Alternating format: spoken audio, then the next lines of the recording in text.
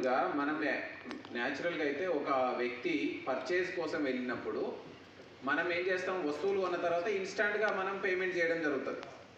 వీళ్ళు ఏం చేస్తారంటే ఇన్స్టాంట్గా పేమెంట్ చేయకుండా అక్కడ ఉన్న యూపీఐ స్కానర్ని ఫోటో క్లిక్ చేయడం జరుగుతుంది.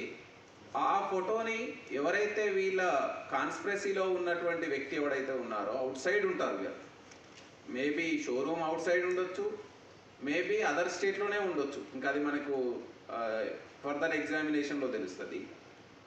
అతను పేమెంట్ చేస్తాడు.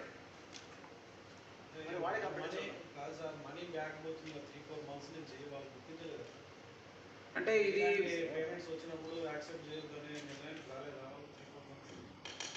ఇక అది ఇప్పుడు వాళ్ళ దృష్టికి వచ్చింది కాబట్టినే మనకు కంప్లైంట్స్ రైజ్ చేసినారు.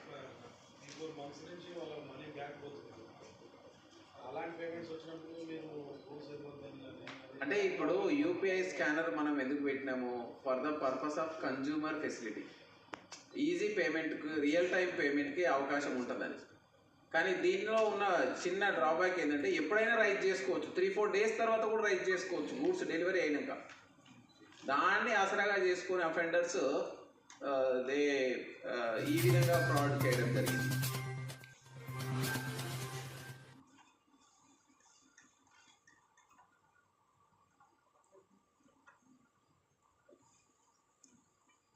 ఇందులో మనకు సైబర్ అంటే ఐటీ ఆన్లైన్ పేమెంట్స్ ఉన్నాయి కాబట్టి ఐటీ యాక్ట్ కూడా ఇన్వోక్ చేయడం జరిగింది. దీన్ని పకడ్బందీగా ఇన్వెస్టిగేషన్ కంప్లీట్ చేసి ఇందులో ఆ యూపీఐ పేమెంట్స్ చేసిన వ్యక్తులతో పాటుగా వాళ్ళ వెనకాల ఉన్న వ్యక్తులు ఎవరైనా ఆర్గనైజ్డ్ వేలో ఉన్నట్లయితే మనకు ఫర్దర్ ఇన్వెస్టిగేషన్లో తేలితే వాళ్ళ మీద కూడా మనం చట్టాల ప్రకారం చర్యలు తీసుకోవడం జరుగుతుంది.